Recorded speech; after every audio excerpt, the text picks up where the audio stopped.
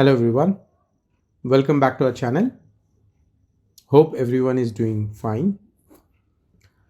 So today we are going to learn about variables, okay, in Blueprism. In general, what is a variable, right? Variable is nothing but a data container to hold a type of data. Like a data type can be like a number or a string or a date or a password, right? So there can be different types of data. Okay, so let's see in Blueprism how do we implement it. So I have created a process by the name learning variables. I have showed how to create a process in my previous video, and I would like you guys to try it out to create a process with the name learning variables. Okay, now okay, let me delete. So let's try to so the stage that is used by Blueprism for setting up variable is called data item. Okay, there is one more which is collection. We'll cover it later. Basically collection is more of a two-dimensional data, and data item is for one-dimensional data. Okay, so let's say so let's understand what are the properties of a data item. So first thing is the name. So you can set some name here, the name of your variable. Okay, and you can also give description that what exactly that variable is trying to do. Okay, then there is a data type. I say it right, there can be different types of a variable, right? Like it can be a date time, flag, number, password, text, time spent, image, and binary. So these are all the types which Blueprism provides. Okay, so let's try to understand a few of the things and let's see an example. Okay, so another thing is, so okay, let's see, let's assume I want to do some calculation. So let's take a number, and so an r means I want to prefix it with nr, so that I normally practice this way. So if it is nr means it's like a number, and then I will try to set some name. So let's say I'm just saying basic calculation,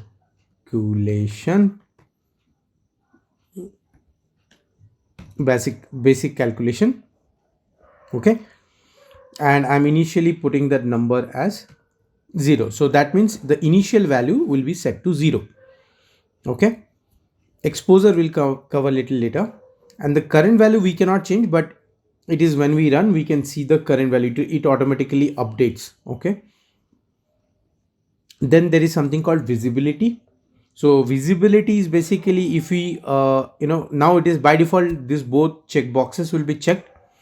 So visibility, when it is checked, what does that mean is this is a local variable. So it says hide from other pages in the process, which means this variable cannot be used in other pages. It can be used only in that particular page. So it's a local variable. Okay, another is initialization. So by default it will be ticked, which says reset to initial value whenever this page runs. So basically when you tick this, it means that whenever that page is running, whenever the control comes to that page, right, that value will be set to the initial value. Okay, whatever. So okay, let's try to understand one thing. So let's say I want a global variable of I want a variable that can be used in multiple pages, right? So what I will do is then I will uncheck that visibility, right? When I uncheck, it means it will be visible in all the pages. Okay, so it is like a global variable, right?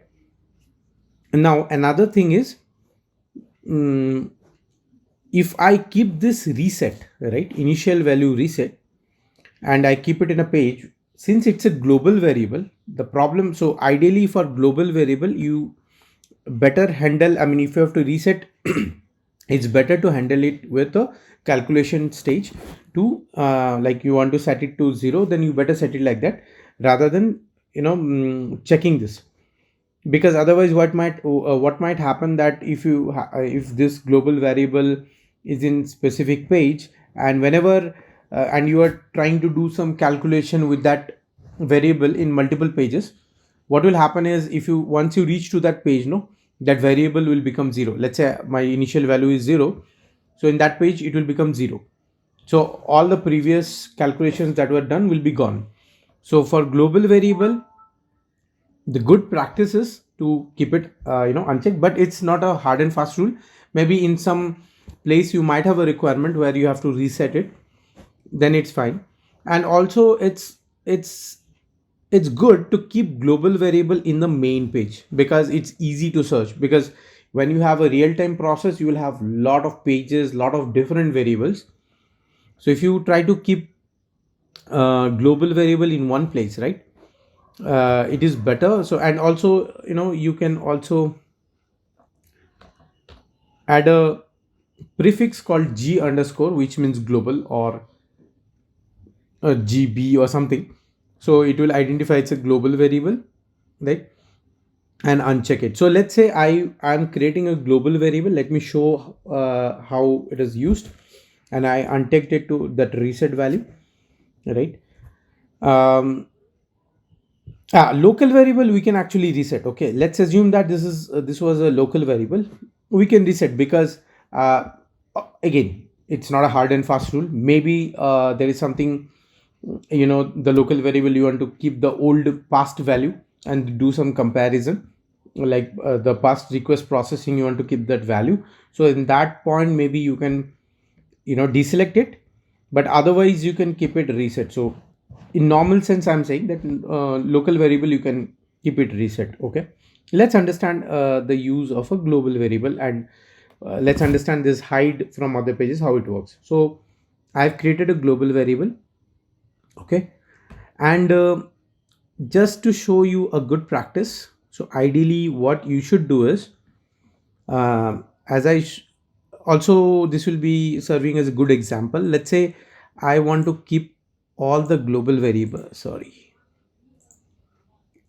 let me. Okay, so global variable.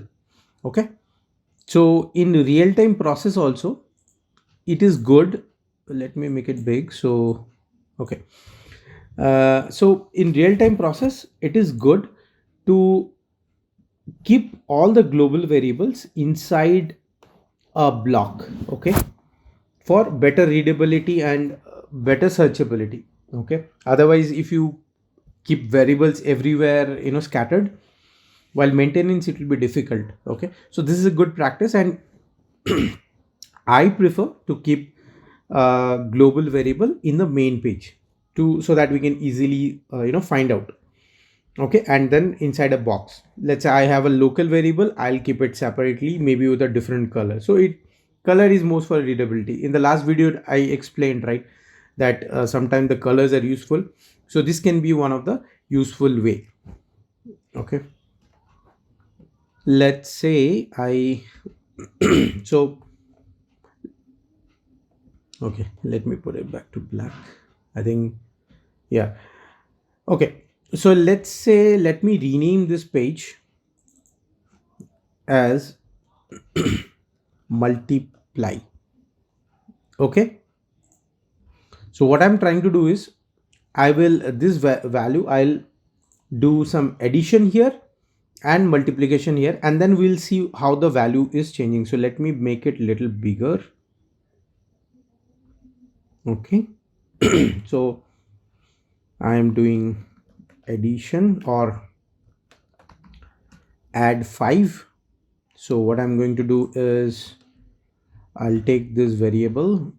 So this is where I'm storing it, and I am adding 5 to it. Okay, now this is a place to put expressions. Okay, you can also validate your expression. Let's say this is a valid expression, right? But let's assume I would have put 5 within inverted quotes. right? Because it will become a string. So now if I try to validate, it will throw an error saying that we can only add numbers, and that 5 is a string, right? So that's why it threw an error, right? So this is for the validation. So you can have a quick validation of your expression. You can also evaluate your expression, right? So if I do an evaluation, so here it does not take the initial value. Okay, you can set a value. Let's say I'm saying my initial value, if I do, so it will add 5, so it becomes 5. I can actually, so this is a simple one, so we don't need to check, but in real time, if you have a complex expression, you can actually test your expression here. Let's say I give 4, now 5 plus 4 should be 9. Okay, so this is how we can validate and evaluate our any expression. Okay, fine, we'll cover this later. Let's just understand now. Let's just try to see. And the same way now here, as I made this a global variable, right? So now we'll see that we can access the, so I'll say multiply by 2. Okay, and let's try to multiply by 2. Now you see, you can see this variable. Okay, okay, to make it more to understand it better, let me create one more variable which is local. Okay, let me copy this, and let me create a value like final calculation. Okay, and let me make it hide from other pages. Let it be 0, that's okay. Okay, now if I go to multiply here, see, you cannot see the final calculation because that's a local. I have hide it from this page, right? I can see only the global one. That's what I wanted to mean by local and global variable. Okay, now I want to add 5, then I want to multiply. Oh, come on. Okay, now after that I want to multiply by 2, and then again I want to subtract let's say 3. Okay, so what I will do is, now multiplication is in this page. Okay, what I can simply do is I can call that page. Okay, and I can say I want to use the multiply page. Okay, now next I will, let me copy paste and then say subtract 3. So I will subtract 3 from the whatever the basic calculation, and finally I will store in the local variable. Now you see here I can see the final calculation because it is local variable in this main page, right? So I will do this. Now let's try to run it and see.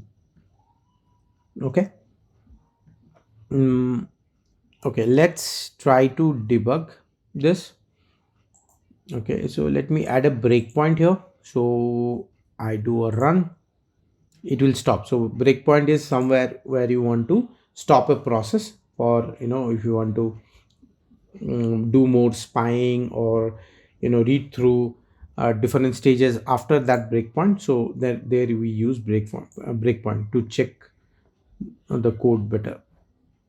Okay, so now I will go step by step. Okay, so let's do just step. So step means it will go like it will just okay, let me show you what is step and step over means. Okay, so let's just do step. Okay, so if I do step now, please note here, now my basic calculation is 0, right? Now I do a step, so it added a 5, so now the basic calculation becomes 5, right? Now if I do step, so this is step in actually. Okay, so step in means the control went, because now I'm calling multiply, so it went inside the multiplication page, right? Again I do step in, right? So now it will multiply by 2. I again step. So now 5 into 2, it became 10, right? Now again I do step. I come here. Now you will see this will not change because I'm storing the final value here, right? It will still be 10. So it is still 10 because I have not like the calculation I've not stored here. I've stored finally in final calculation. So this has become 7. So this is step, right? The same thing let's try to do with step over. Okay, so I do a step over. Fine, you will not understand in a single step, you will not understand the difference between step in and step over, but just focus now in multiply stage. When I do a step over, the second one, okay, the second one, when I do a step over, you will realize that it didn't show me the, I mean, it didn't go inside this. I mean, it went inside it, but it didn't show me that. Okay, it just did the calculation. See, it actually calculated, right? 5 into 2, 10. So it is just that it didn't go inside that page and didn't go step by step inside that page. So if, let's say, why this is important is, let's say I know that my error is coming in this stage, so I am sure that this is working fine. I don't need to go inside and waste time and check each step. So today in our test, as we are in a like doing a test run, so maybe we have one stage, but in real time you will have so many stages, right? So that's why I don't want to go inside this page, so I can just do step over. It will do the calculation and come out. It need not, the control need not take you to that page. Okay, so again I do step over here because it's a single stage, so there is nothing to go inside. So that's why you will not find a difference between step in and step over here. And then it is done, it came to end, and this is giving the same result, right? I hope it is clear until here. Like I also try to explain you the basic debugging way, right? And also what is the global variable and how to create multiple local variable, and some calculations will cover again. But yeah, till now I hope it's clear.